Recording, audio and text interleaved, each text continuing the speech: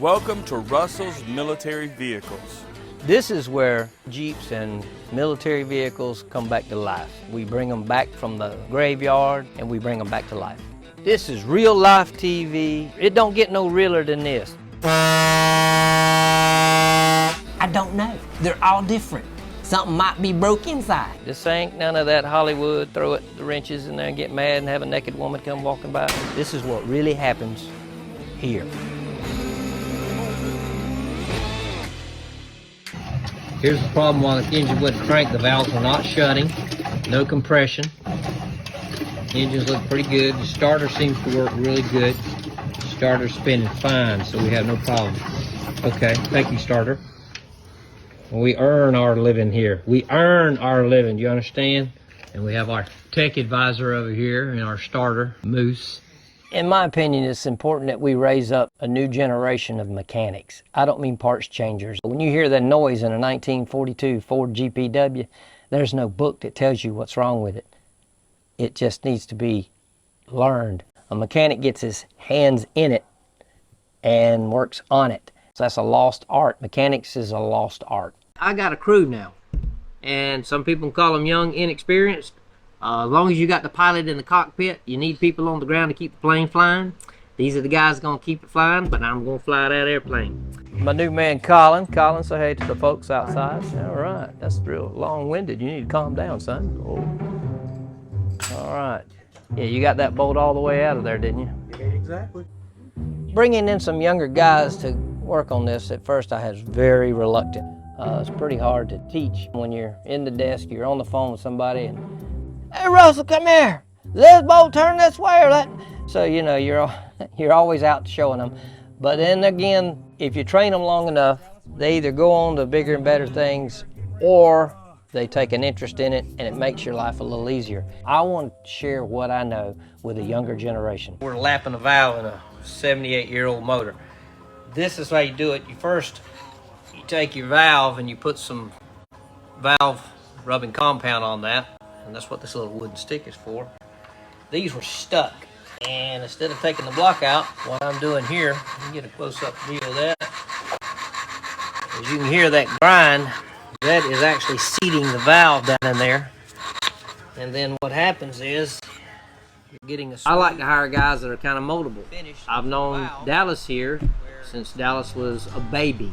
Grew up with my son. So he's been working for me how long? About 6 years now. 6 years. If I've got to go and I take care of my 93-year-old mama, which is top priority, Dallas can handle anything I leave with him. And he don't just sit around, he goes to work, he takes care of it. I was asking my daughter, I said, if I was to hire anybody from Brookwood, who would it be? And she just blurted it out, Jack Perry. He's the odd one of the whole school. Everybody wore Izods and white shorts and stuff, and he came to school with boots on and jeans and had a mechanic's wrench in his pocket. And lo and behold, he is what she said he is. Colin wants to learn, and he listens. Not saying you don't, but you already know. Colin will pick up the manual, actually took a book home and studied the old 1924 to 34 basic mechanics book and thick book. Well, he comes back, I put him on a $210,000 growler to fix it. I had to leave to go somewhere, didn't I? So he swapped that $1,800 alternator, which is not easy, by himself. I get back, I says, you want me to help you? He goes, do what? I said, change the alternator. I did it. So kind of impressed me. We're rebuilding what somebody already built. And so it's tough because they build it right. And to build it back right takes a lot of work. 75-year-old bolts don't come out the same way they went in. I think with all these guys coming together, we're going to have something we want to share with y'all of all what's going on here. We're restoring America.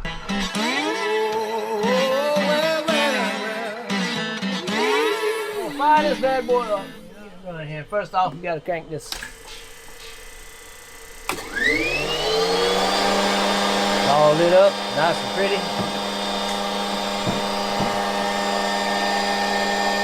We got all the gauges working.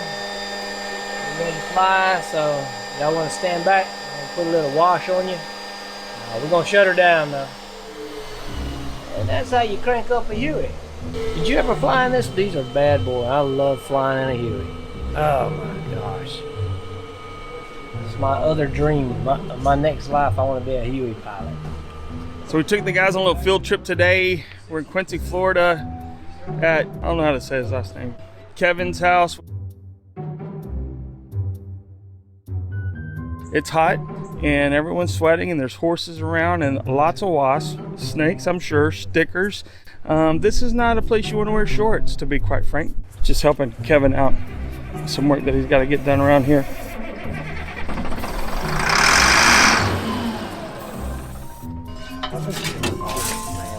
You need me? That did sound good. He's got a lot of stuff out here. I have a good friend. He's very knowledgeable. He knows things that I don't know. He's a pilot. He owns helicopters. In this business, you need relationships with other people that have same interest. We swap parts. We swap ideas. It's very important that we have friends in the business. Without those relationships, you're out on an island unto yourself. This is actually made to go up on top of the river, PBR. If it don't work, you shoot it. Ma deuce, daddy deuce, however you want to deuce it. This is how you deuce it, with a deuce, ma deuce. We have a helicopter mechanic working on a helicopter. The guys are changing a muffler that won't come off. We're fleecing a growler for parts. I didn't think I'd ever say that, but yet here we are, and that's what we're doing. A lot more better. It's taking a while to get this muffler fixed. I'm not gonna lie. Y'all still working on that muffler?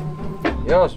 Man, we done overhauled the hydraulic system and changed and rotated the tires and got the front end aligned, and y'all still sticking that pipe on. Well, you know, it's a very technical job. You got to be sure. Kevin brought me this truck. It was you should have seen it. It was a basket case. It had all kind of graffiti written all over it and stuff. So we brought it. This is the way it's supposed to look in 1967. It's a Vietnam ambulance. It's called an M725. It was used with that ship right there. So it's a good possibility these work close together. That's hospital ship and this is your ambulance. But it has not run in several weeks. So we are going to make it run again today, hopefully. I am Russell's hemorrhoid. As I call him all hours of day and night, saying, Russell. He's good. And I call him Dr. Russell, Dr. Deese. Because I'll say, hey, this one has this ailment, and he diagnoses it and says you need to do this, that, or the other, or you need an office visit. Bring it in. This is kind of a closed group, if you want to call it hobby, as far as restoring these vehicles. Clear? Clear. Turn home. I don't see any gas pumping up yet.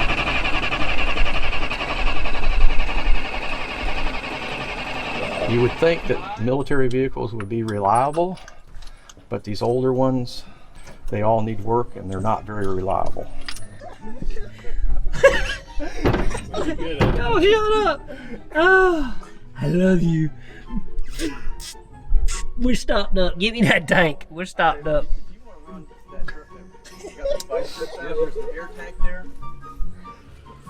That's it. It's stopped up. So we'll blow it out, and you got it all switched off. All right, we'll see what happens. Mouth got black on it. Is any air in this tank? Yeah. Yes. Yes, it is. Anything coming out? Watch. Turn home.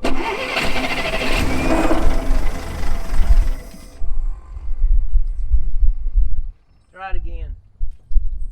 You can ring it. Give it a little throttle. All right, bring it up.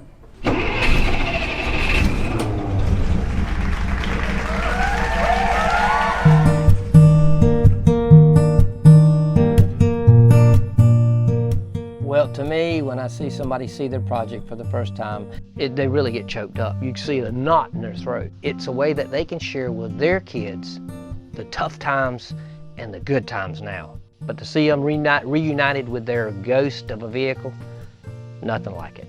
3, 2, and 1. Now, this is why I went to this color, because the body, wasn't perfect. Right. But That's the girl. New rubber showing on it. Got your axe in there. Got your shovels under the hood. But I detailed it just a little bit with the dust, but your shovels on there. Now this is supposed to be bent down a little bit. That's why it's sitting here. But we had to put a regulator on it. Generator, which I had. So we got it all charging, it's cooling, all it's serviced and everything. So you don't need to do nothing but drive this puppy. It's exciting to see it look the way it's supposed to look. Because when we brought it, it was actually painted up in a camouflage, and they didn't paint these Jeeps camouflage. So the way you see it now is the way that it was meant to look. Didn't have any of the graphics on it when we brought it. It looks the way it's supposed to look now. All the gauges work, including the fuel gauge. So That's the most important. That never works. well, and that horn, but it's here. So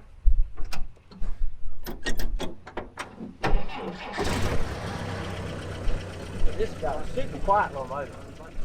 Russell does perfect work, and that's what we expected because that's what we've always seen out of him. So yeah, it meets our expectations for sure.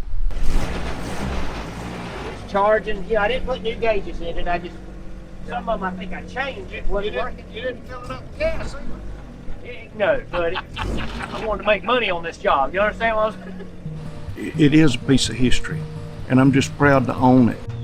You know, with every generation, it seems like you lose a little bit of history every time, and you know, certain things aren't always passed on. But this hands-on stuff like this right here is something that's it's going away. Children are more into video games and more into an easier way of doing things, and but getting out here and getting greasy and learning about this stuff, I mean, that's definitely something that I think needs to be passed on from one generation to the next, an appreciation for this kind of stuff. What do you like about this most, Jack? No. That's not the answer I wanted, really. But I like working with my hands,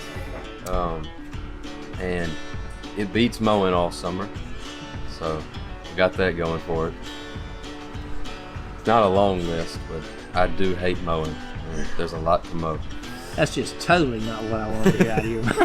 I just thought this was something to do. I mean, I didn't want to mow. I like working on stuff, and I like working on old stuff. And there's a lot of old stuff around here. Talking about me? Okay. Well, maybe.